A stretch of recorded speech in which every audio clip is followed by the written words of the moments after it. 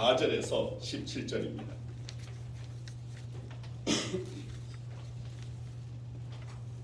로마서 8장 14절에서 17절, 우리 한 목소리로 14절에서 17절까지 우리 함께 말씀 같이 공동합니다.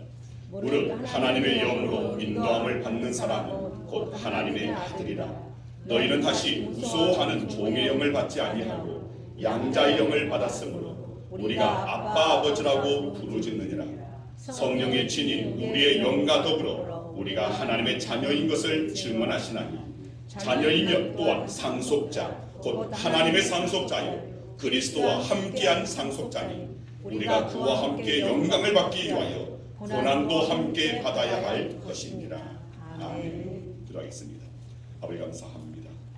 오늘 저희들에게 말씀을 드릴 수 있는 은혜 주심에 감사하고 또 우리 양훈교회 세가적으로 우리 김일용 목사님을 허락하여 주시니 감사합니다. 사람이 자기 아들을 아는 같이 오늘 주님께서 안으셔서 우리 양훈교회를 이끄신 줄 믿사오니 우리 양훈교회의 만남이 인생 최고의 만남인 예수님과의 그 만남으로 이루어지고 진정 하나님의 그 나라를 소망하며 나아가는 우리 권사님이 될 수 있도록 주의 은혜를 더하여 주시옵소서. 모든 성도들이 우리 세가족들을 향하여서 사랑의 손길을 관심을 갖고 또 저들과 함께하여서 아름다운 동역하며 하나님의 나라를 일구할 수 있도록 은혜 허락하여 주시옵소서. 주님 오늘도 말씀 가운데서 주의 성령이 저희 가운데 임하여지기를 원합니다. 그 말씀이 온전히 우리의 삶을 두르고 우리의 심령을 두르고 우리의 영혼을 둘러서 주님의 사랑에 매임받아지는 오늘 저희를 되게 하여 주시옵소서. 성령께서 강단 위아래 동일하게 역사하여 줄 줄 믿고 감사드리오며 오늘 이 예배를 위해서 곳곳에서 보이지 않는 가운데 헌신하고 수고하고 충성하는 그 모든 자들에게도 오늘 말씀 가운데 하나님의 나라를 품고 하나님의 주시는 놀란 그 은혜 안에 살아갈 수 있도록 성령께서 함께하여 주시옵소서. 감사드리오며 예수 그리스도의 이름으로 기도드리옵나이다. 아멘. 할렐루야. 아멘. 우리 역사를 나누겠습니다. 잘 오셨습니다. 주의 이름으로 사랑합니다. 주의 이름으로 축복합니다. 샬롬. 주의 평안이 가득한 넘치길 바랍니다. 샬롬. 광고를 하나 빠뜨렸는데 어제 우리 주일학교에서 교회학교에서 우리 아이들이 수영장을 갔습니다. 저도 사실 갈까 했다가 오전에 어떤 모임이 잠깐 있어가지고 가지 않았는데 안 가길 잘했다 생각이 듭니다.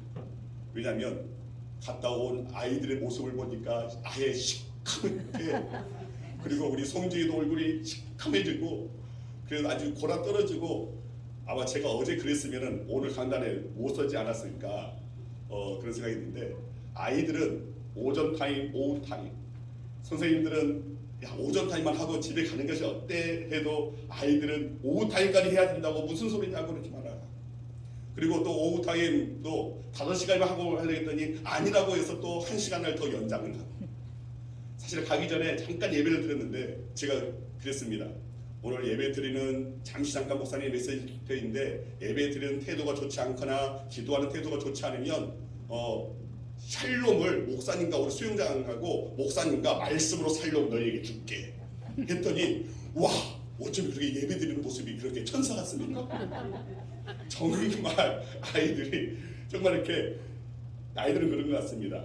함께 하면서 그 가운데서 주님의 사랑을 느끼고 또 함께 하면서 또 주님께 영광을 올려드리는 이를 위해서 기도해 주시는 우리 모든 성도님들 또 찬조하시는 또 우리 성도님들 감사드리고 우리 주일학교가 다음 주에 우리 아이들이 오늘은 너무 얼굴이 시뻘거져서 안 되니까 다음 주에 찬양을 하도록 그렇게 하겠습니다. 자, 오늘은 복음이란 무엇인가에 대한 세 번째 시간입니다. 지지난주에 온죄에 대해서 다루었습니다.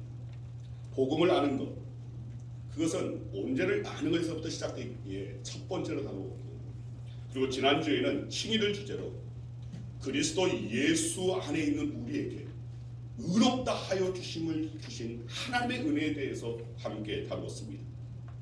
그리고 오늘은 양자됨, 즉 하나님의 자녀가 되는 권세가 주어지는 은혜에 대해 함께 은혜 나누기 원합니다. 여러분 복음은 기쁜 소식입니다. 복된 소식입니다. 그런데 무엇이 기쁘고 무엇이 복된지를 우리는 알아야 됩니다. 그래서 이 3주간에 이 복음이란 무엇인가에 대해서, 언제에 대해서, 칭의에 대해서, 그리고 오늘 이 양자됨을 통하여서 우리에게 이 복음이 예수 그리스도의 십자가의 죽으심과 그 부활하심이 왜 우리에게 복음이고 기쁜 소식인지, 오늘 이것이 진정 오늘 말씀을 통하여 하나님의 그 자녀가 되어지는 그 권세가 주어지는 오늘 귀한 은혜가 여러분 삶 가운데 넘쳐나길 바랍니다. 자, 오늘 본문에 매우 중요한 비유적 표현이 바로 양자라는 말입니다.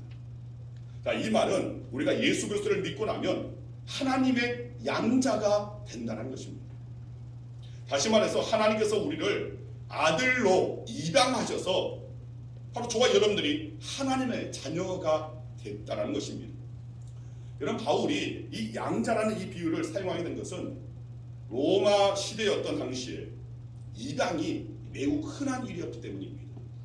그래서 당시 사람들에게 이 비유로 예수님을 믿고 난 뒤에 일어난 일이 무엇인지 저들이 설명을 하고, 그리고 이 설명으로 인해서 사람들은 예수 그리스도를 믿는 그 믿음으로 말미암아 우리에게 이런 은혜가 주어지는 것을 깨달았습니다. 쉽게 잘 이해할 수 있었습니다. 로마 시대의 입양은 상류층에서 번번이 이루어졌습니다. 여러분, 현재 미국은 양원제도입니다. 그 정치제도가 상원이 있고 하원이 있습니다. 자, 상원은 국가 차원의 아주 무게 있는 업무를 수행하는 오늘 그런 일을 하고, 하원은 실질적인 업무 처리를 수행합니다. 자, 이 구분은 원래 로마의 정치 제도에서부터 시작된 것입니다. 미국의 상원에 해당하는 것이 바로 우리가 한 번쯤 들어봤을 로마의 언론입니다. 자, 이 로마의 언론은 300명으로 구성되어 있습니다. 그리고 그 외에 이제 이 언론 외에 2명의 집정관이 있고, 그러니까 오늘날 말하면 대통령이 어떤 수장이 되어지는, 왕이 되어지는 집정관 이런 걸 말합니다. 그리고 또 평민회가 또 있습니다. 자, 이렇게 구성되어지는 가운데 이 당시 미국의 어떤 상원에 해당되는 이 로마의 언론들, 자, 모두 300명으로 구성되어 있습니다. 이 로마의 언론들이 주로 입양을 많이 했다는 것입니다. 언론들 중에 아들이 없는 경우 상속이 그리고 후계가 문제가 되기 때문입니다. 그래서 입양을 법적으로 허용했습니다. 그리고 실제로 당시 귀족 집안에 아들이 없을 경우에는 입양이 보편적으로 이루어졌고, 그리고 이것이 나중에는 일반인에게도 확산되었습니다. 로마 황실에서도 입양이 이루어졌습니다. 그리고 입양한 양자가 황제가 된 일이 있었는데, 그 대표적인 사람이 바로 로마의 초대 황제인 아우구스투스입니다. 자, 이러한 입양은 친아들은 아니지만, 내 핏줄은 아니지만 양자가 되어서 법적으로 아버지의 모든 권한을 이어받을 아들이 되었다는 것입니다. 상속자가 되었다는 것입니다. 즉, 바울은 우리가 예수님을 믿고 나면, 예수님을 믿게 되면 하나님께 입양되어져서 하나님의 자녀가 된다고 설명하고 있는 것입니다. 이것이 바로 복된 소식이고, 이것이 바로 오늘 우리에게 주어지는 은혜라는 것입니다. 자격 없는 우리가 하나님의 자녀로 입양되어서 양자가 되는 일, 그것이 바로 오직 예수 그리스도를 믿는, 구주로 믿는 믿음으로 되어진다는 것입니다. 20세기를 대표하는 신학자 가운데 한 사람이 독일의 저명한 신학자가 있습니다. 아돌프 폰 하르낙입니다. 자, 이 하르낙이 기독교 신앙을 갖는다는 것에 설명해달라는 질문에 답을 했는데, 그가 쓴 기독교의 본질이라는 책에 나오는 내용입니다. 기독교 교리를 종합적으로 연구해보면 다음 세 마디로 간단히 요약할 수 있습니다. 하나님을 아버지로, 자기를 하나님의 자녀로, 그리고 이웃을 형제로 생각하는 것입니다. 자, 하르낙이 볼 때 기독교의 신앙 핵심은 하나님과의 관계에 있다는 것입니다. 하나님의 자녀로 아버지이신 하나님을 섬기는 것, 이것이 바로 신앙이라고 하르낙은 말합니다. 여러분, 그렇습니다. 우리가 예수님을 믿고 나면 우리에게 참 많은 변화가 일어납니다. 그 중에 하나가 제가 처음에 말했던 우리의 정말 피할 수 없는 그 온죄를, 그 죄의 무게를, 그 죄책을 해결할 수 있게 된다는 것입니다. 그리고 하나님께서 우리를 예수 그리스도로 말미암아 그 보혈의 피로 말미암아 우리를 의롭게 여겨 주신다는 것입니다. 이것이 크나큰 변화입니다. 죄인이 의인이 되어지는 것. 그리고 오늘 이 말씀 가운데서 정말 중요한 그 변화, 하나님과의 관계의 변화입니다. 하나님의 피조물이었던 우리가 이제는 하나님 앞에 죄인이었던 우리가 이제는 하나님의 자녀가 되었다는 것입니다. 자, 그렇다면 우리가 양자, 즉 하나님의 자녀가 된다는 것은 무엇을 말하는 것입니까? 한마디로 말하면 우리가 하나님의 자녀로서 남다른 특권을 가지게 되었다는 것입니다. 자녀의 특권입니다. 자, 오늘 이 말씀 가운데서 이 세 가지 특권에 대해서 함께 살펴보기로 원합니다. 자, 첫 번째는 인도함을 받을 수 있는 특권입니다. 하나님께서 아버지로서 아들된 우리를 인도하여 주시는 이 인도함을 받는 특권입니다.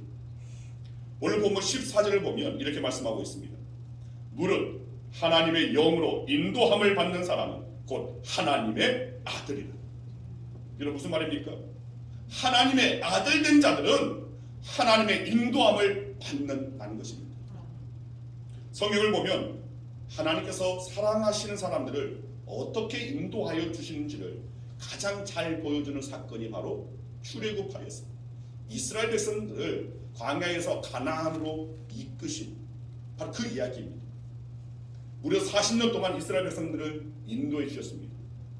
여러분, 광야는 사람이 살 수 있는 곳이 아닙니다. 살 수 없습니다. 마실 물도 없고 먹을 것도 없고 또 길도 없고 낮에 뜨거운 더위 그리고 밤에 심한 그 추위를 피할 곳도 없는 곳이 바로 광야입니다. 당연히 사람이 사는 그런 마을이 있지 않습니다.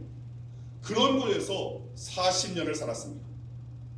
무엇보다 당시 이스라엘 백성들은 언제 어디로 가야 할지를 몰랐습니다. 그런 이스라엘 백성들을 하나님께서 구름 기둥으로 그리고 불 기둥으로 인도하셨습니다. 언제 가야 하고 또 언제 머물러 있어야 할지를 알려주셨습니다. 그리고 또 어디로 가야 할지를 알려주셨습니다. 그래서 그들은 40년 광야 생활을 마치고 마침내 가나안 땅에 들어갈 수가 있었습니다. 오늘 우리도 광야 같은 인생길을 걷고 있습니다. 곳곳에 위험 요소가 있고 곳곳에 원치 않은 상황을 직면하고 장애물을 만나고 여러가지 위험 요소들을 경험하는 이런 광야 같은 인생길 우리 모두가 사실은 걷고 있다는 것입니다. 저 천국에 들어갈 때까지 때로는 고달프고 힘겨운 인생길 우리 모두는 걸어가야 합니다. 그리고 그 과정이 어떻게 사는 것이 그리스도인으로 올바르게 사는 것인지 무엇이 하나님의 뜻인지 분별하기 힘들어서 방황할 때 분명히 있습니다. 그러나 하나님께서는 자녀된 우리를 그냥 내버려 두지 않으십니다. 이스라엘 백성과 함께 하셔서 그들을 인도하신 것처럼 하나님께서는 오늘도 우리를 인도하여 주시는 하나님이십니다. 아멘. 여러분, 모세는 신명기 1장 31절에서 하나님께서 이스라엘 백성들을 어떻게 인도하셨는지를 설명합니다. 자, 우리 함께 읽겠습니다. 광야에서도 너희가 당하였거니와 사람이 자기 아들을 안는 것 같이 너희 하나님 여호와께서 너희가 걸어온 길에서 너희를 안사 이곳까지 이르게 하셨느니라. 아멘. 사람이 자기 아들을 아는 것 같이 바로 우리 하나님께서 우리를 정말 우리를 안으시고 아들을 아는 것처럼 안으시고 이곳까지 이르게 하셨다는 것입니다. 저는 이 말씀을 묵상하다가 아마 여러분 한 번쯤 아니 거의 뭐 여러 번 봤을 그 영상이 하나 떠올랐습니다. 영국의 육상 선수 데릭 레드몬드 선수 부자입니다. 여러분, 이 선수는 1992년 바르셀로나 그 올림픽에 400m 그 경기에 참여했습니다. 원래 각가지 부상으로 고통을 받아왔는데 다행히 바르셀로나 올림픽에서는 정상 컨디션이어서 1차에선 아주 우수한 성적으로 자신의 최고 기록으로 통과했습니다. 2차 예선도 그렇게 또 좋은 성적으로 통과를 했습니다. 그런데 안타깝게도 준결승에서 햄스트링 부상을 입게 됩니다.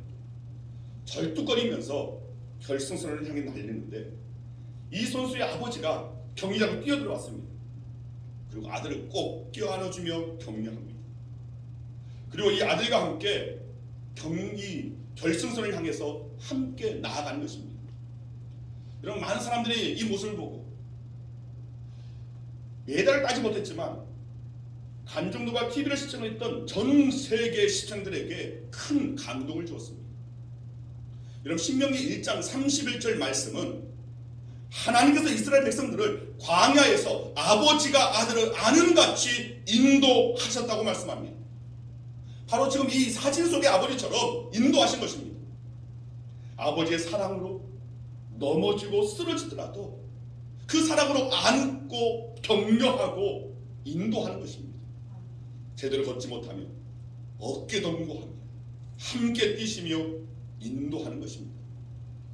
여러분, 오늘도 하나님께서는 우리를 이렇게 인도하고 계시다는 것입니다.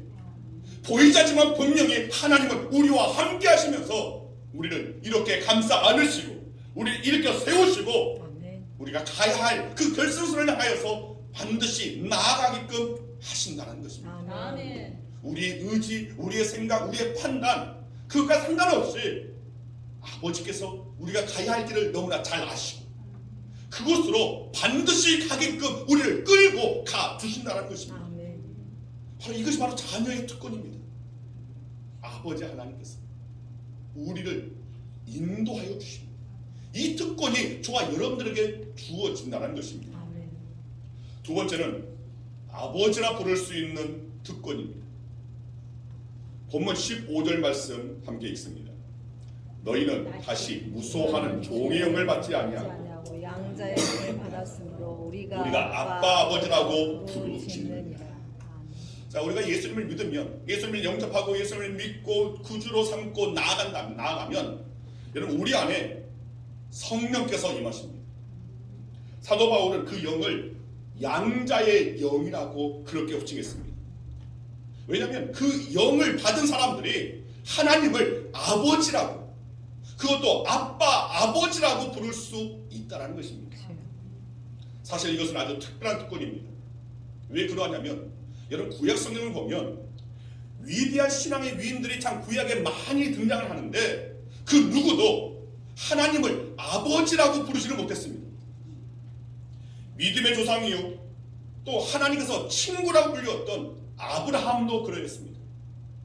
하나님을 대면해 보았던 모세도 죽어서 간 것이 아니라 산채로 살아서 하늘로 승천했던 엘리야도, 하나님의 마음에 합한 자라고 칭해졌던 다윗도 하나님을 아버지라고 부르지 못했습니다. 이런 구약 성경 곳곳을 봐도 하나님을 아버지라고 표현한 내용이 전혀 없습니다. 그런데 우리에게는 바로 하나님을 아버지라고 부를 수 있는 특권을 허락하여 주신 것입니다. 아멘. 무엇으로요? 예수 그리스도를 믿는 믿음으로 말미암아 우리에게 이 특권을 주셨다는 것입니다. 자, 여기서 아빠, 아버지라는 단어를 우리가 한번 주목해 보아야 합니다. 이 단어는 헬라어가 아니라 예수님께서 간혹 사용하셨던 아람어입니다. 특히 마가복음 14장 36절에 나오는 대로 예수님께서 그 골고다에서 그냥 간절히 기도했던 그 내용 가운데 바로 이 단어를 사용하셨다는 것입니다. 자, 우리 함께 같이 읽습니다. 이르시되 아빠 아버지여, 아버지께는 모든 것이 가능하오니 이 잔을 내게서 옮기시옵소서. 그러나 나의 온대로 마시옵고 아버지의 온대로 하옵소서 하시고. 자, 그러니까 우리가 예수님께서 하나님을 부르실 때의 그 느낌, 그 친밀한 마음으로 저와 여러분도 우리 또한 아빠 아버지라고 부를 수 있게 됐다는 것입니다. 마태복음 6장 9절 이하를 보면 예수님께서 기도를 가르쳐 주신 내용이 기록되어 있습니다. 흔히 우리가 알고 있는 주기도문입니다. 여기에는 하나님이라는 말이 없습니다. 이런 늘 고백하는 이 주기도문 가운데 하나님이라는 표현이 전혀 나와 있지 않습니다. 무엇으로 시작하냐면 하늘에 계신 우리 아버지여라고 시작합니다. 그리고 마지막에 나라와 권세와 영광이 아버지께 영원히 있사옵나이다 아멘으로 끝납니다. 예수님께서 기도하라고 가르쳐 주시면서 가장 먼저 우리에게 말씀하신 것이 하나님을 아버지라고 부르는 것이라는 겁니다. 우리에게 하나님께 기도하면서 이 특권을 사용하라고 가르쳐 주신 것입니다. 마치 아들이 아버지에게 아빠하고 부르며 필요한 것을 말하는 것처럼 그렇게 기도하라고 가르쳐 주신 것입니다. 제가 서울에서 결혼 전에 섬겼던 교회가 있습니다. 그 교회에 5분의 장로님들이 계셨는데 그 중에 어느 장로님이 주일 예배 때 대표 기도를 하시는데 하나님을 아주 독특하게 부르셨습니다. 이분이 이북 출신이어서 기도를 할 때 북한식 사투리로 이렇게 부르셨습니다. 아버지, 아버지. 또 몇 마디 하시고 아버지. 3, 4분 정도 되어지는 이 기도 중에 이 아버지를 거의 10대 번은 부르는 것입니다. 당시 웃기기도 하고 또는 좀 촌스럽게 여겨졌습니다. 그래서 장난삼아 이 장로님 부를 때 아버지 어디 가세요? 아버지 잠깐 이거 좀 와보세요. 아버지 이거 좀 해주세요. 근데 그분은 오늘 그 말에 그 호칭에 너무나 좋아하셨습니다. 아버지. 이분도 하나님을 향하여서 아버지 하면서 그렇게 간절히 오늘 호칭합니다.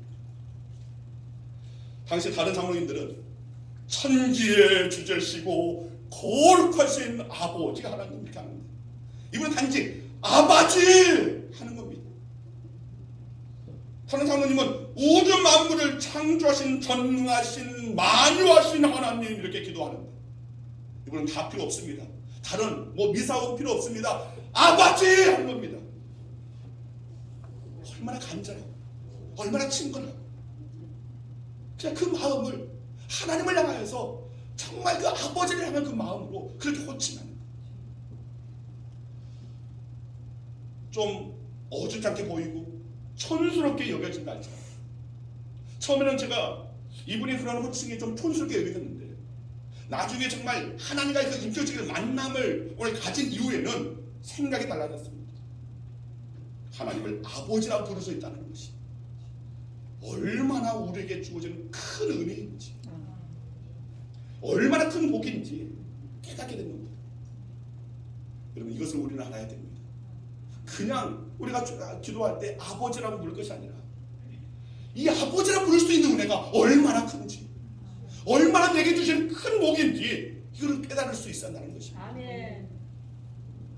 여러분 우리가 이렇게 하나님을 아버지라고 부를 수 있다는 것은 언제든지 하나님 앞으로 나아갈 수 있다는 것을 말합니다. 하나님과 맞대면 할 수 있다는 즉 그분 앞에 나아가서 무엇이든 하나님께 기도할 수 있다는 것을 말합니다. 아들이 아버지에게 무엇이든 있는 그대로 솔직하게 터놓고 말할 수 있는 거죠. 우리가 어떤 기도 제목이든지 하나님께 기도할 수 있다는 것 바로 이것을 말합니다. 흔히 좀 고차원의 어떤 신앙을 갖고 있다고 배움이 있다고 아우 집사님 아우 성도님 그렇게 기도하는 거 그냥 하나님께서 받지 않으셔. 뭐 물질만 구하고 건강 구하고 그것만 구해서는 안 돼. 그 기복신앙이야. 여러분 그렇게 우리는 판단해서는 안 됩니다. 여러분 기복신앙 복을 구하는 것 당연한 신앙입니다. 근데 문제는 바로 그 복만을 구하고 많은 데 있다는 것입니다. 우리는 더 나아가야 됩니다. 처음에는 복을 구하시길 바랍니다. 그러나 그것으로 만족하지 마시길 바랍니다. 더 나아가서 더 깊게 들어가서 복의 근원 되신 하나님을 만나는 것입니다. 아멘. 이것이 바로 성숙한 신앙입니다. 여러분 모두가 처음부터 성숙해집니까? 아닙니다. 처음에는 정말 하나님을 향하여서 나 이거 필요해요 저거 필요해요 이거 좀 해주세요 저거 해주세요. 여러분 그런데 그 뒤에는 점점 성숙해지면서 우리는 아버지 하나님을 만나는 것 그 자체만으로 너무나 은혜고 너무나 기쁘고 너무나 감사하고 얼마나 그것이 큰 영광인지 그때는 이제는 성숙한 그 가운데 알게 된다는 것입니다. 여러분 그냥 복만 구하는 것에서 끝나버리는 것이 기복신앙이고 정말 성숙한 신앙은 더 나아가는 겁니다. 더 깊이 들어가는 것입니다. 복의 근원 되신 하나님을 만나는 것. 그 하나님의 마음을 헤아라 깨닫는 것, 그리고 그 마음을 그 뜻 가운데서 오늘 우리가 해야 할 것이 무엇인지를 알고 순종하는 것, 이것이 바로 우리에게 주어지는 은혜라는 것입니다. 아멘. 이렇게 바로 예수 그리스도를 말미암아 우리에게 하나님의 자녀가 되어주는 특권을, 하나님을 향하여 아빠, 아버지라 부를 수 있는 특권을 우리에게 주셨다는 것입니다. 이것이 바로 복음입니다. 세 번째는 상속을 받을 수 있는 특권입니다. 본문 17절 말씀, 이 말씀에 보면 자녀이면 또한 상속자, 곧 하나님의 상속자요 그리스도와 함께한 상속자. 여러분, 이 말씀은 우리가 하나님의 자녀가 되면 하나님의 상속자가 된다는 말씀입니다. 그런데 그리스도와 함께한 상속자라고 되어 있습니다. 여러분, 그리스도는 하나님의 친아들이시고 우리는 양자입니다. 그럼에도 불구하고 우리는 그리스도와 공동 상속자가 된다는 말씀입니다. 자, 그렇다면 우리가 하나님의 상속자라면 하나님께 무엇을 유산으로 물려받을 수 있는 것입니까? 마태복음 25장 34절 말씀입니다. 함께 읽겠습니다. 그때 임금이 그 오른편에 있는 자들에게 이르시되 내 아버지께 복받을 자들이여 나와 창세로부터 너희를 위하여 예비된 나라를 상속받으라. 창세로부터 너희를 위하여 예비된 그 나라, 하나님의 나라를 상속받을 수 있다는 것입니다. 또 야고보서 2장 5절에도 마찬가지 말씀이 기록되어 있습니다. 같이 읽습니다. 내 사랑하는 형제들아 들을지어다. 하나님이 세상에서 가난한 자를 택하사 믿음에 부요하게 하시고 또 자기를 사랑하는 자들에게 약속하신 나라를 상속으로 받게 하지 아니하셨느냐. 이런 마태복음 25장 34절 말씀, 야고보서 2장 5절 말씀 외에도 성경 여러 곳에서 하나님의 자녀가 된 바로 저와 여러분들에게 하나님의 나라, 즉 천국이 예비되어 있음, 그 천국을 받는다고 말씀하고 있는 것입니다. 예전에 그 개그맨 출신 그 방송인 이희재 씨 이야기를 들은 적이 있습니다. 어려서부터 가까운 친구가 어렸을 때 이 가까운 그 친구가 이제 그 집에 전화를 했습니다. 전화를 이제 누가 받으니까 희재네 집이죠라고 불렀습니다. 그러니까 그 아버지가 전화를 받았는데 아닌데요라고 말을 하는 겁니다. 분명히 희재네 아버님 같은데 희재네 집이죠라고 하니까 아닌데요. 그래서 아버지 목소리를 알아듣는 친구가 이렇게 말했습니다. 아이, 아버님이시잖아요. 희재네 집 맞잖아요. 그러니까 이 아버지가 농담삼아 이렇게 말합니다. 희재네 집은 아니고 희재 아버지네 집입니다. 그렇습니다. 농담삼아 한 말이지만 사실은 아버지 집이 그 아들 집 아닙니까? 마찬가지입니다. 여러분, 우리가 상속받는 하나님의 나라는 하나님의 소유가 분명합니다. 그러나 우리가 하나님의 자녀가 되어져서 자녀로서 하나님과 함께하며 하나님 나라는 바로 우리 것이기도 한다는 것입니다. 우리가 누릴 수 있고 또 우리가 그것을 전할 수도 있습니다. 그리고 장차 이 세상 떠나서 들어가 영원토록 거하게 될 그 나라입니다. 여러분, 복음이란 우리가 예수 믿은 뒤에 하나님의 자녀가 되었다는 것입니다. 하나님께서 우리를 양자로 입양하셔서 하나님의 자녀가 된 것입니다. 그래서 하나님의 자녀인 우리는 하나님의 자녀의 특권 받게 됩니다. 자녀로서 아버지 하나님의 인도하심을 받을 수 있는 특권, 또 자녀로서 하나님을 아빠, 아버지라고 부를 수 있는 특권, 그리고 자녀로서 상속을, 하나님의 나라를 받을 수 있는 특권입니다. 여러분, 이 놀라운 특권을 풍성하게 누리며 살아가는 저와 여러분이 됩니다. 주님의 이름으로 축원드립니다. 아멘. 기도하겠습니다. 아버지, 감사합니다. 예수 그리스도의 그 십자가의 죽으심과 부활, 그리고 그 제대로 그 약속을 믿는, 예수 그리스도를 믿는 구주로 영접한 우리 모두에게 주어진 오늘 그 은혜, 우리 모두에게 주어지는 그 은혜로 말미암아 이 주님의 그 십자가의 죽으심과 부활하심 우리에게 복음인 줄 믿습니다. 기쁜 소식, 복된 소식인 줄 믿습니다. 우리를 죄에서 자유케 하시고 우리를 죄인으로 보시는 것이 아니라 의로 여겨주시고, 그리고 죄인된 우리를 하나님의 자녀가 되게 하여 주시니 오늘 그 은혜가 오늘 저희에게 주어지는 줄 믿습니다. 주님, 바로 이 은혜에서 벗어나지 않게 하여 주시고, 이 은혜의 손아귀를 항상 맞으며 나아가는 오늘 저희의 인생 되게 하여 주시고, 이 은혜의 바운드리에서 결코 떠나지 아니하고 복음 가운데 주님의 주신 은혜 안에서 진정한 참 자유함을 누릴 수 있는 하나님의 나라의 백성으로 하나님의 자녀로서의 삶을 살아낼 수 있는 우리 모든 성도들 되게 하여 주시옵소서. 감사드리오며 사랑하신 예수 그리스도 이름으로 기도드리옵나이다. 아멘. 우리 다 같이 자리에서 일어나셔서 우리 함께 행복하리하지 않아요. 자, 이 찬양 그 하반 이 후반절에 후렴구에 하나님의 자녀로 살아가는 이것이 행복이다. 여러분 세상에서 살 때 하나님의 자녀로 살아가시는 거다. 여러분 각자 이름으로 살아가는 것이 아니라 하나님의 자녀로서 살아가는 것. 이것이 바로 우리가 이 땅 안에서 행복을, 때로는 버겁고 때로는 힘겨운, 때로는 버티기 힘들고 견뎌내기 힘든 이 세상을 살아갈 수 있는